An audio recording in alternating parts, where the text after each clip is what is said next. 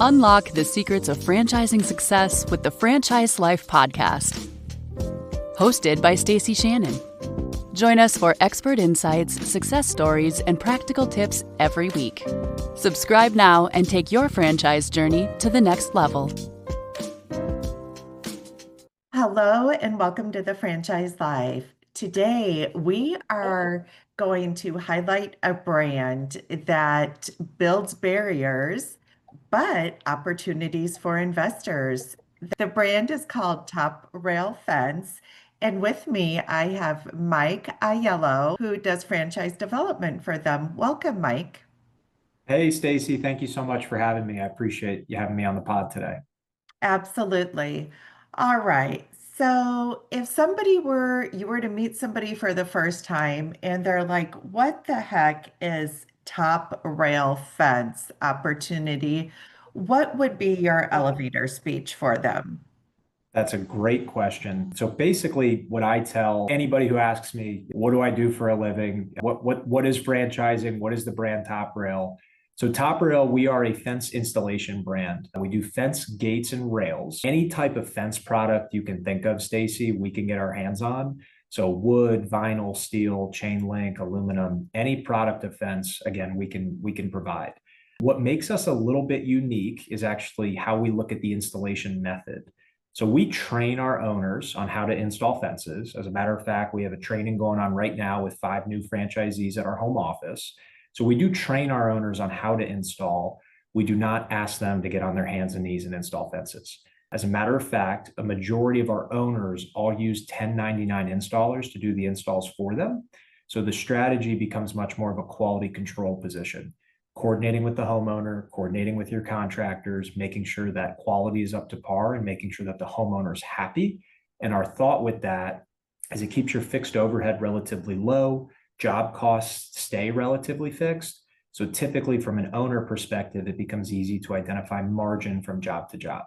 The biggest piece of support, in my opinion, that comes with the franchise model is our centralized contact center, meaning that if somebody does call in to Top Rail Fences, Charlotte, Atlanta, Dallas, we have somebody who answers the phone, they collect some basic information from a homeowner, and then they book that homeowner for an in-person quote for the franchisee or for a salesperson to then go perform an in-person quote with a homeowner. And I do always mention, because it is very important in today's world, our contact center is not a third party, it's not overseas. They actually work in the same building I work in. So everything is centralized through us from the headquarters. All right, thank you. So that's a lot of information that we can break down into some smaller bits here. But first, let me ask you, so this is a brand that is people can really get their head around, right? Fences. But it's also a brand that many people may think that they install a fence for one time and that job's done and they move on. So it's a constant client acquisition type business. Is there any reality to that, or what is the truth in that assumption? Yeah, no, it absolutely is true, Stacie. And there's different business models in different industries, right? So we're not as reoccurring as some brands that you might know, pressure washing, house washing, mosquito control, things like that. But one thing we actually just implemented in the last 8, 9 months is a service called staining, where we can come back and stain somebody's fence or basically refurbish a fence. So we as a franchisor, we now have a workflow set up for our franchisees where if somebody puts a wood fence in the ground, 3 to 6 months later, that homeowner is going to get dripped into a staining campaign, letting them know that we can now come back and stain their fence. So that is something that is reoccurring and that we do over time. Again, launched it about 9 months ago. We've had a handful of franchisees that really take advantage of that reoccurring service line. It's interesting, and I'm just looking out over my pool, and which is a screened in, has a fence beyond it, and then a golf course. And it is pretty incredible once you start driving around and you think about fencing, how many fences you really see that are out there. And this is really a brand that I would envision, and you can correct me if I'm wrong, but works very well in more populated areas and more less densely populated areas? Because you think of, we just got done watching the final few episodes of Yellowstone, and you think of something like that and all the fences around there. So is that true? Is there any truth to that? Or, and maybe that leads to the question, how do you guys define a territory for a owner? Yeah, great question. And you're completely right. So your more rural markets, there's typically more opportunities for agricultural fencing, right? Like, Yellowstone properties, things like that. And we've had a couple franchisees do them, a 2-mile agricultural fence around a property. So there are opportunities for that in your more rural markets. But typically, and you actually brought it up, every state in America, Stacie, every state in America, you are legally required to have a fence on your property if you have a pool. So one of our best referral partners for Top Rail Fence franchise owners is a pool contractor. So anytime they're installing a pool on somebody's property, you have a relationship with that pool contractor.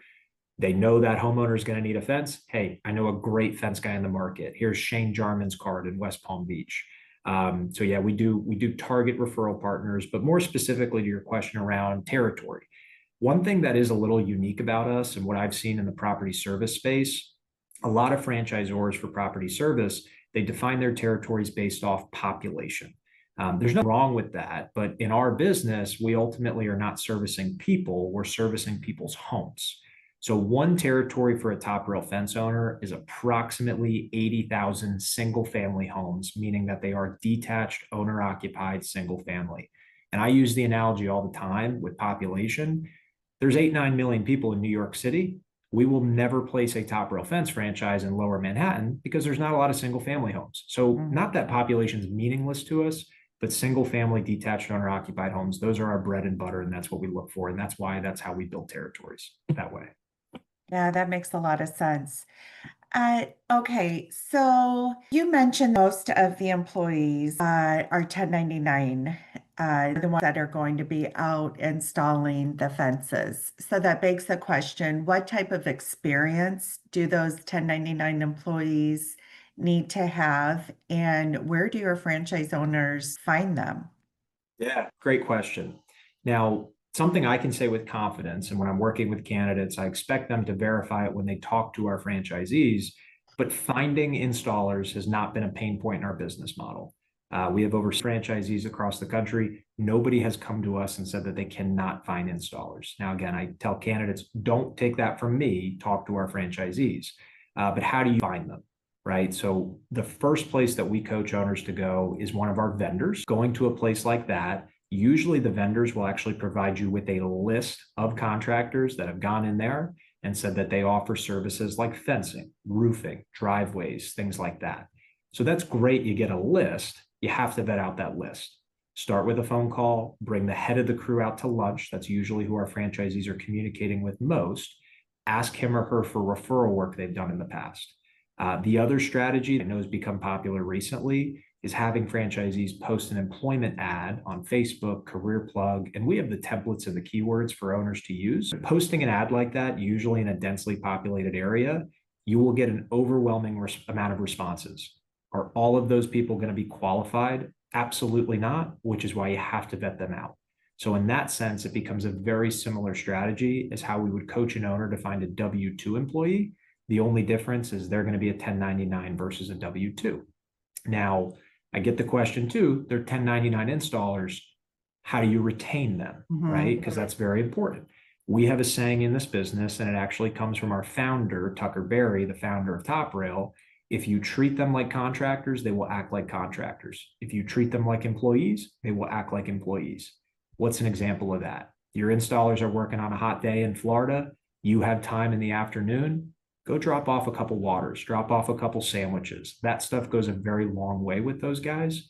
Obviously, keeping them busy is the number one thing you want to do, but also treating them like people and treating them like employees. I've even heard a story from an owner.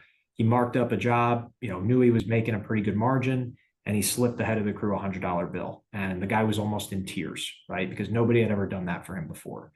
Those types of things that guys are doing for their installers, that's what's going to keep them from going somewhere else and finding another company to put fences in the ground for. Yeah, those gestures are very powerful. The simplest gesture can be very powerful, as you mentioned. Let's just kind of lay out what the really what the account looks like for a new owner. And talk me if the owner is going to be owner operator, focused on the business full time, or if they're going to be more of a semi-involved slash executive type model where they're going to put somebody in place. So what do those two scenarios look like? Great question. Yeah. So in our operator model, we've had franchisees start as what we call a one-man band, meaning that it's just the owner in the business plus the contractors. Now, can it be done that way? Yes. There are guys that operate their business that way.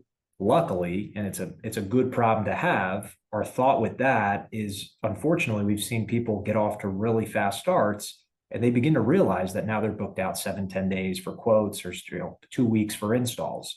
That's a good problem to have. Our thought now, with what we've learned about this business, even if somebody's going to start as an owner operator, we ask candidates to consider bringing on one initial employee to get started. That person is either going to be a salesperson or an operations person. For whatever reason, a majority of our owner operators, they do choose to do the sales up front. Sales is a learned trait. We're pretty confident we can teach the right person on how to do fence sales. If that's the case, the first hire should be an ops manager, an ops person. What is that ops manager going to be doing? Coordinating with subcontractors, maybe even managing inventory in a warehouse, monitoring the subs, quality control with them, doing walkthroughs with the homeowner once a job's complete. So again, it kind of allows the owner to focus on wearing one hat instead of having to wear both, which can be done, but it can turn into long hours and long days. I will be transparent, Stacie. A majority of our owners in this system are owner operators. That is typically the ideal person that we look for. Does that mean that semi-absentee can't be done? No. It just means that you have to find the right people in a business like this. It also means that you're going to have to hire more than one person to get started, probably a salesperson and an operations person. Now, one thing we encourage, if somebody is going to run the business that way, number one, they have to be well capitalized. Number two, they should understand that the path to profitability is going to be delayed when you compare that to an owner operator. And number three, if you're going to hire those people, bring them to training with you so we can train them just as we would train an owner operator on how to do the sales and how to do the quality control. Sure. So you mentioned inventory. So I'd like to better understand what that looks like. It feels like this could be a heavy asset type business. I mean, you have to have material to build the fences and then to transport that material. So when an investor is looking at this, what should they anticipate from an inventory and also warehouse space? Yeah, that's a great question. Yeah, so to get started, we now that franchisees establish either a laydown yard or a warehouse space 90 days after they open the business, not when they sign their franchise agreement, but after they open the business. And the reason for that is because our most successful owners have a space like that, and they order materials in bulk, bring down the cost of those materials significantly, and create economies of scale that way. Now, what is interesting too is there's probably 20, 30, 40 different styles of fence that somebody can sell. There's usually only 3, 4, or 5 that are most specific to a certain marketplace. For example, Florida, it's a lot of vinyl. New Jersey, it's a lot of vinyl. So how do we get information? We get that from our vendors. Typically, our vendors know if they're in New Jersey or if they're in Florida, they know what types of materials are being bought and sold in those areas. Now, with the warehouse space, warehouse space and laydown yard, because laydown yard is actually what's most important to us. It took me a little bit to figure out, like, what is the laydown yard? How does that work? They're fence materials. They're actually meant to be stored outside. So guys can get away with laydown yard. We've seen some unique situations that gotten, but why laydown yard too is it's usually much more cost efficient for the business owner. Instead of getting into a 10, 15,000 square foot industrial space to get started, finding a 1/4 acre laydown yard lot that's already fenced in, you can use something like that. It's usually going to be much less in terms of a cost. Now, in terms of materials, do require that franchisees start with about $30,000 of initial inventory. Now, we help them understand what that product is going to be because we usually know what market they're in and what's the most popular product. But I will say $30,000 worth of a product is not a whole lot of product. We haven't talked about it. Our average ticket size in the item 19 is $5,500. So, you do the quick math, that's not that many fences in terms of that much in inventory. I hope that answers your question. All right. So let's talk a little bit more about the support that Top Rail Fence offers. So I know that there's a proprietary aspect to this business, which it can be very attractive to a potential investor in terms of differentiating them from other brands potentially, and also in assisting the franchise owner in their scalability. So what does that proprietary software of the business or the business look like? Yeah, definitely. So we'll say our biggest differentiator is the centralized contact center. And, I do the candidates, we won't do it right now, but, it is very cost efficient. I've worked in businesses a franchise business and property service that does not have a call center or contact center. And from a management perspective, hiring, training, firing, what happens when your rep asks for commission or benefits? Now you have to find, the bigger you get in a business, you're going to outgrow whatever you started with. So now you need a bigger building to put those contact center reps in. So in my opinion, the fact that we have that centralized for our franchisees, it's something that they don't have to worry about in the business. Now, in terms of installation, only so many different ways to install a fence. There's kind of only one way to fence, so not a whole ton of differentiators on that side. But I will say too, being in franchising for years now, people want to do business with people. And you and I both know, Stacie, that's usually one of the biggest deciding factors for candidates of what brand they choose. In franchising, the model's same, it's the widget that changes, whether it's a fence, a cabinet, a kitchen, a bathroom, the widget stays the same, or the widget is what changes. So you brought up support team. People want to do business with people. In Top Rail Fence, we have Todd Bingham, who's our brand president. He has 3 operations coaches that works under Todd. Each franchisee is typically assigned a specific operations coach and also a marketing coach. We have 3 marketing coaches as well.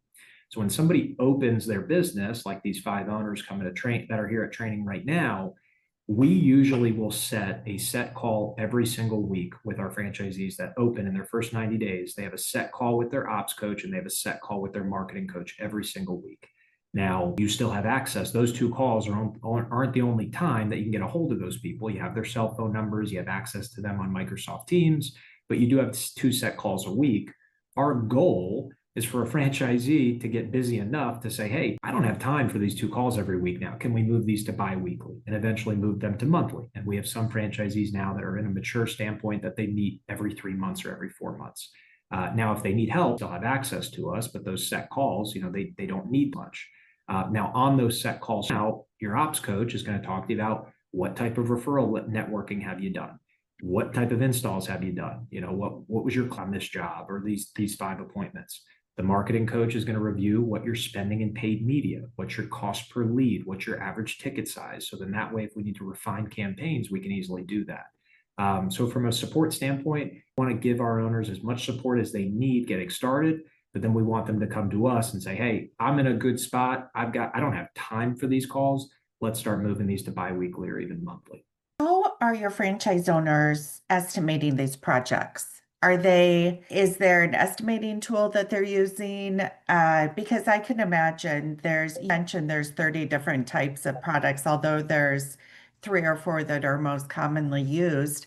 But talk me through how getting done. And I mean, because most of your, I should say, franchise owners are not coming from this type of background. Absolutely. And I could say too, like I said earlier, franchisees, all 70 people have never sold a fence before in their life. They've never installed a fence. An overwhelming majority of them have never owned a business before. So it is totally common. We do not ask that our candidates have any background in property service or even fencing experience. We can teach you on how to do that stuff. Now, in terms of the software that we use to quote and generate proposals, 3 main pieces of technology franchisees operate on. Your first piece is Fence Cloud Pro. That's where you actually build the quote, build the proposal, drawings, things like that. That's something you can send to the homeowner. Now, once a homeowner accepts that proposal, that gets plugged into a tool called Site Planner that actually spits out the exact materials that are needed for that specific job. So again, very helpful for the franchisee to understand, okay, they just accepted this proposal. How much vinyl do I need? How much pieces, all the way down to the hardware, the nuts and bolts of what it's going to take to have the fence installed. And then your third piece, basically our main CRM tool, Service Minder. Everything plays nicely with one another. Everything integrates. But once somebody accepts that proposal, that's stored in their Service Minder profile.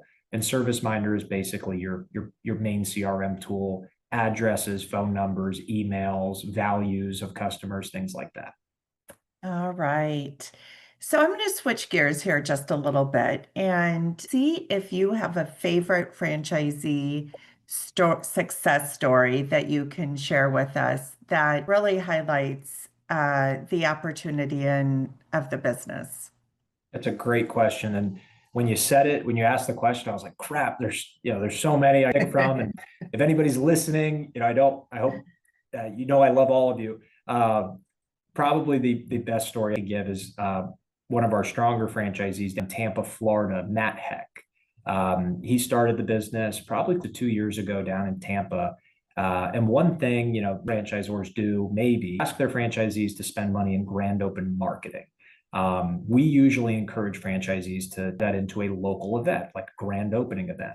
What Matt did over almost close to 2 years ago when he opened his business in Tampa, he partnered with a local animal humane society and basically did, I think, his grand opening event there, bought everybody lunch, announced the partnership. It's basically the Animal Humane Society is like a dog shelter. And that day, when he announced the partnership with them, he donated $1,000 worth of dog collars to that shelter. So any dog that was adopted from there left with a branded collar that was Top Rail Fence of Tampa.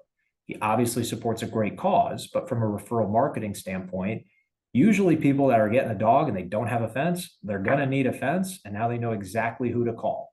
That worked so well for him well over a year ago. I believe he still goes back to that shelter every month and continues to drop off $1,000 worth of dog collars because, again, it's a great cause and he gets a ton of business from that. It doesn't hurt. That Matt's an awesome guy too. I'll slide that in there as well. He's a lot of fun. That is remarkable. I love that. What a feel-good story. One little fun fact for you is, although I wasn't the consultant that introduced Matt to Top Rail Fence, he did reach out to me. I don't know how he found me, but he did reach out to me, and I was working with him. And I already knew he was talking to a few brands, or he and his wife were, and he was just looking for a couple other ones to kind of, see what else was out there. So it sounds like he landed in the perfect place. Because I know at the time, I think they were just having a baby also, or In a young family, I yes. think they moved from down to Tampa. So, he's like a lot of people in Florida. He hadn't grown up there. But I do like this as well. He did make the right choice. Like I said, he's actually one of our favorite people in the organization. And the reason why, doing things like that has a direct correlation between him being one of the top owners in our system. Absolutely. No, that's fantastic. Thanks for sharing that.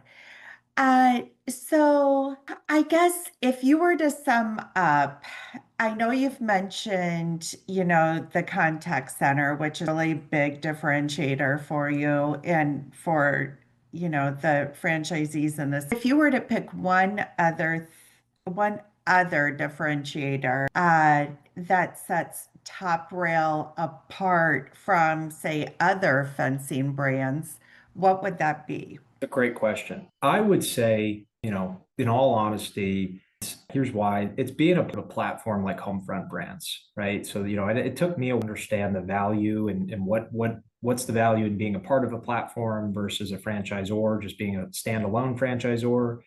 There is a lot to say about being a part of a platform, especially one that's centered in property service.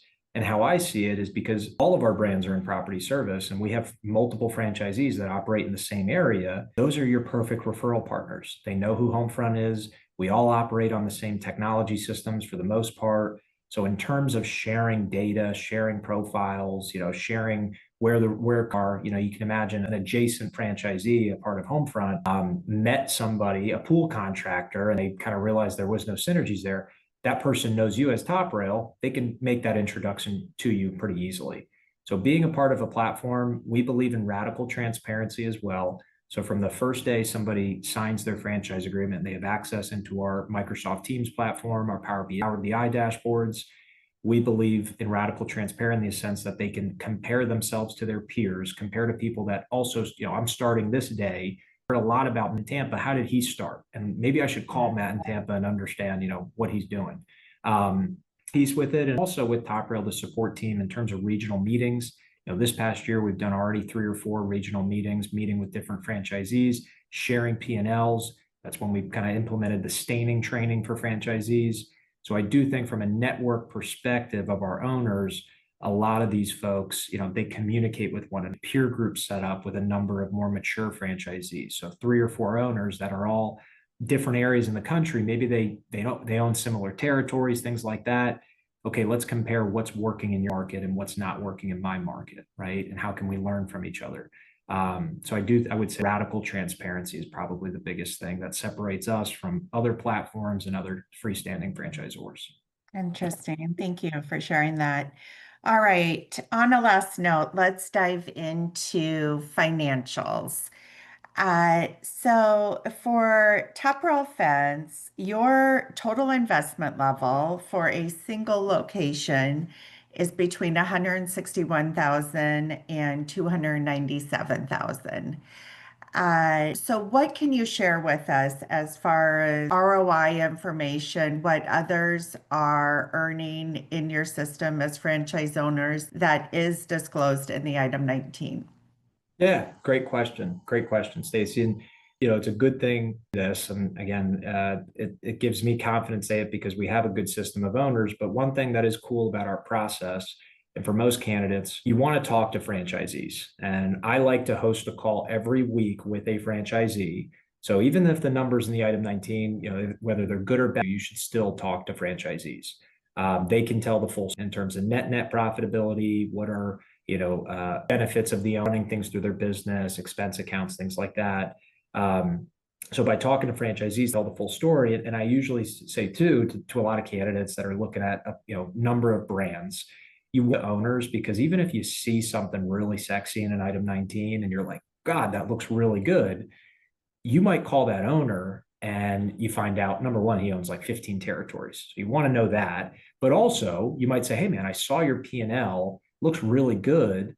How'd you do that? And that owner might turn around, he or she might say, yeah, those numbers are good. I didn't need support from the franchisor. That was all me. Like nobody helped me do that. It wasn't what I thought it was. So again, talking to owners, they tell the full story. But in our item 19, basically we've broken it down in 4 sections. The first section is gross revenue. So in this business, we break down into the top third, the middle third, and the bottom third of the system. The top third, the average gross sales for the top third of Top Rail is just under 2.3 million. It's about 2,228,000. Now, what's even cooler to know about that, those owners in the top third, the average age of those owners is 22 months, meaning those numbers are from a 12-month period, but on average, they've been open for 22 months. Now, I've kind of understood too, anybody's top third can look good. So what does the middle third say? The middle third, the average gross sales for a middle third owner Top Rail is just under $1 million. And I will say too, the average age of the owners in the middle third is 15 months. So again, a lot of our owners are at under 2.5 years in business, ramping very, very quickly in terms of a sales standpoint.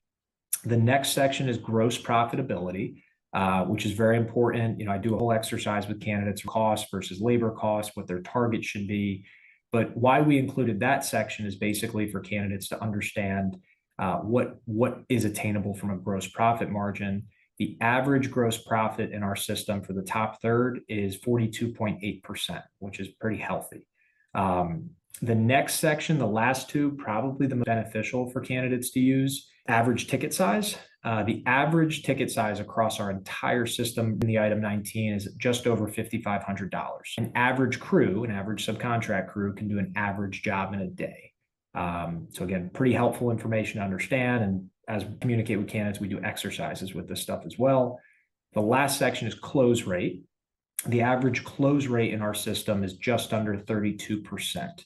I'm a firm believer that in any business, if you're closing 1 out of 3 leads, that's really good. Now, something I always point out to candidates too is your close rate in this business especially should not be over 50, 60%. If your close rate's that high, it usually means your prices are too low. You have to raise your prices. So that's something that we constantly monitor with the franchisees.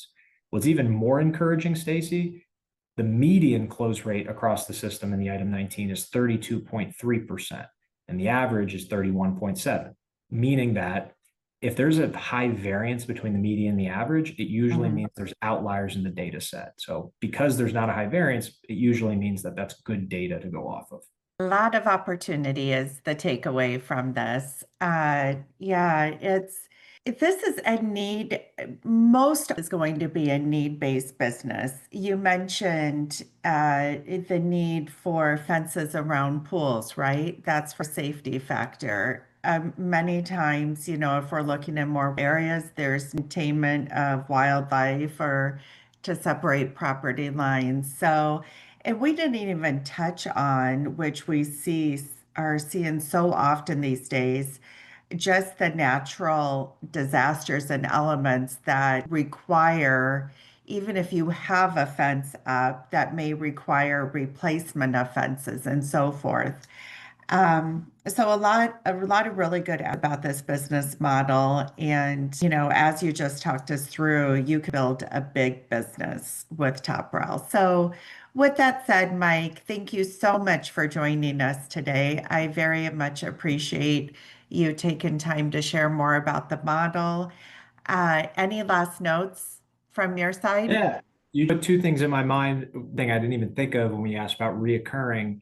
This business can become reoccurring in some areas of the country, like Southwest Florida, Southeast Florida, Houston. Obviously, you see a lot of hurricanes come through. And then the last thing I'll say too, just for anybody listening, why we are in the fence space, why Homefront Brands got into this is because fencing is very disorganized. And I hear this daily from candidates I'm with because I tell them to do this. If you want to understand if there's demand for fences in your market, call a couple local fence companies. I guarantee one of them's not going to answer the phone. And if somebody does answer, typically they're booked out 5, 6, 7 days to even come give you an appointment. All that shows us that there's demand in the market and the demand is not being met. So again, that's the whole reason we got into this space. We've grown very quickly. We have franchisees that I like to say, are not hating their lives. And we look for people that, burn the boats and go all business. Those are the best people that we have in this system, are people that they've decided to go all in, kind of what we say here. And if things start well, trust us, we can help you start well. If things start well, they typically will go well from there. That's our mantra at Homefront Brands. So I do really appreciate your time, Stacie. I appreciate you having me on. And I look forward to working with more that you send over and in the future here. Awesome. Well, thank you. For anybody that is interested in learning more about Top Rail Fence, please feel free to reach out to me at Stacie@fusionfranchising.com. Thanks and have a great day. Thanks for listening. Subscribe for more on the franchise life.